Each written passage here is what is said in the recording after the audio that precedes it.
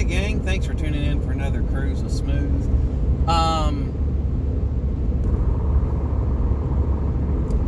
So, I got to do something today that was very unexpected and rather interesting and touching. I have an older relative who is in fairly poor health overall. Got some pre-existing health conditions, and then with this coronavirus going around, he ended up in the hospital a few weeks ago. They released him to a assisted living place where they're doing some rehab work with him to try to get him where he can live on his own again. Well, the assisted living place will not let anybody in or out guest-wise. They're very strict on their workers. Workers can't come in if they've got a cough or a sneeze or anything like that.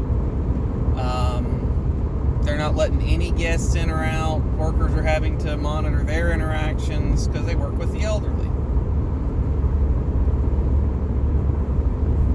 Well, my uncle had 4 tests for coronavirus, 2 positive, 2 negative, so I guess we'll just flip a quarter and see what was, but he's one way or the other, he doesn't have it now. So he either didn't have it at all or had a very mild case of it. They had him on a 14-day quarantine in the assisted living place, and yesterday was the first day that he could go out of his room for anything. He's just been kind of stuck in there watching TV. Well, we set up an appointment today, and we got to go see him. They've got a big lobby with a bunch of glass in it, and so we visited my mother, myself, my kids, and my nieces and nephew outside the glass, and we called him. We were all on speakerphone talking to him. It was unseasonably chilly today, so we ended up having to pull a vehicle up right next to the glass so we weren't freezing our tails off, and we all piled in there and he could see us through the windows and everything. And we sat there and visited for a little while, and he was just almost in tears. He's like, those kids are just so beautiful. I just wish I could hug them and squeeze them and snuggle them on the couch, or, you know, whatever. He loves getting his hugs from all the kids. Oh, you idiot. Someone just did a U-turn on an interstate, and they came out running about 40.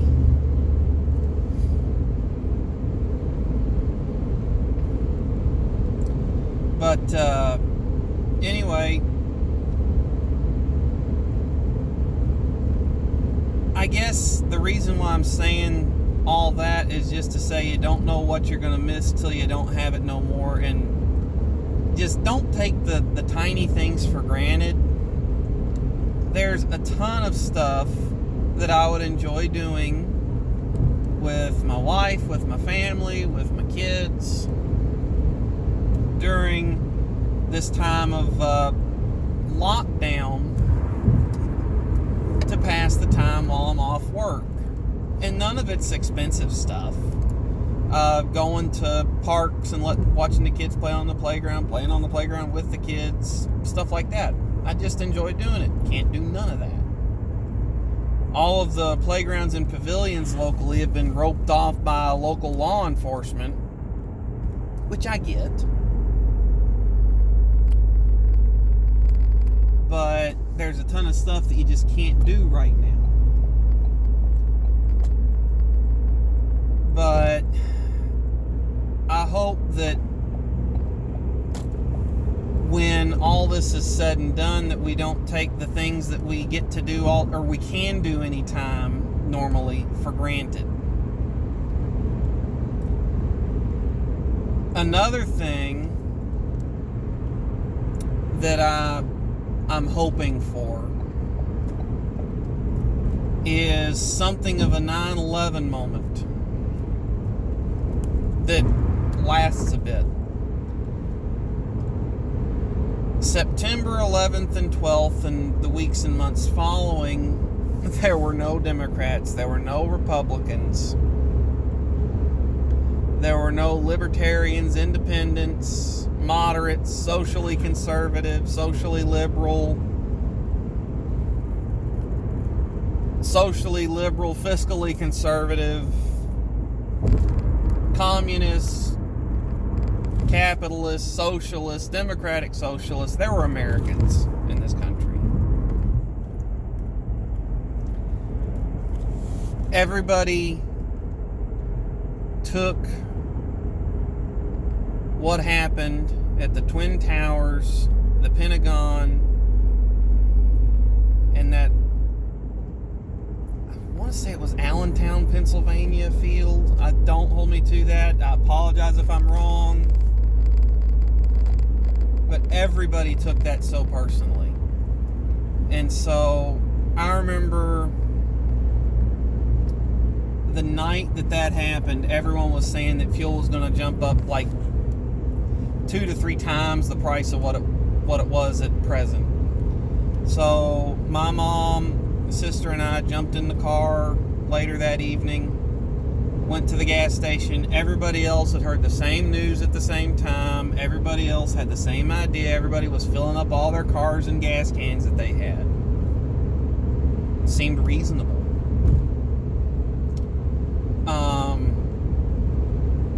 And everybody out there at those pumps, even though the lines were out into the street, cars were having to go around on the street, people were emotionally exhausted and frustrated. They had dealt with all the news of the day. They had been on an emotional roller coaster, watching the replay footage, watching the news live, hearing what we knew at the time, plus dealing with long fuel lines at every gas station. But nobody was short-tempered that I recall in my location. Everybody was being polite, talkative, kind would be the best way to put it. Everybody was just being kind. Because whether you agreed with anybody or not on anything else that day, a tragedy had struck America, and we were all Americans in whatever was fixing to happen together. There was a lot of unknowns about that day. People didn't know if there were more attacks planned. I remember some friends, at the time, and I still do, I live within an hour of a military base. And so a lot of pretty good jobs are up at the military base in Department of Defense civilian contractor work. Some friends of mine that I've known for a number of years had jobs up there at the time, and they were told only essential personnel will be allowed on the base. They were told they were essential personnel. They drive up there. There was a 3.5 hour wait, I think, at the line, and they were turned around at the gate.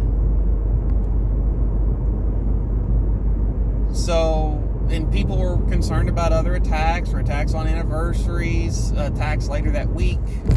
So there was so much uncertainty, but everyone came together. And I hope that during this COVID-19, that when everybody is back to a normal routine or somewhat normal routine, whether it's masks on everywhere for a few months or whatever ends up happening in the long term, once all the restrictions and advisories are lifted and this is back to normal, I hope that we have a come together moment like we did after the terror attacks on September 11th. That would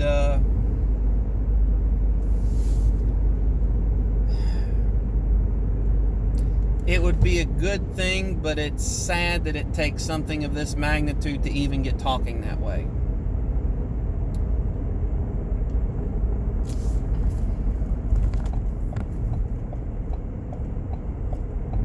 It would be nice if no one assumed anyone, and I've said this for a long time, it would be really nice if no one assumed anyone's motive about anything based on their party. There are more often than not, Democrats, they do want gun legislation, but they don't want to take away your guns. The majority of registered Democrats.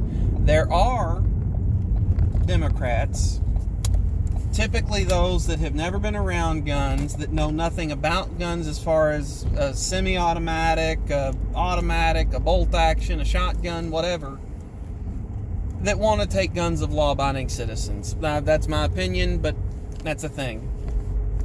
So, and there are Republicans that don't particularly care about those that are on food stamps. Not all of them. A lot of them are very sympathetic. A lot of them give to charity to try to help. I gotta pause for a second. But anyway, there's Republicans that not the majority, but a minority of them that are very ill-willed as well. And there are Democrats, and on a variety of issues, not just welfare, things like that. But there are a lot of people that are just mean for the sake of being mean. And my opinion, I could be dead wrong. And I know that both sides of the political aisle are far more likely to point out the faults of the opposite side than their own. And that's just a fact. But it seems more often than not that questioning the validity or motives or you don't care or whatever comes from the Democrats and the left. I'm not saying that I have all the answers on all this, but simply questioning motives and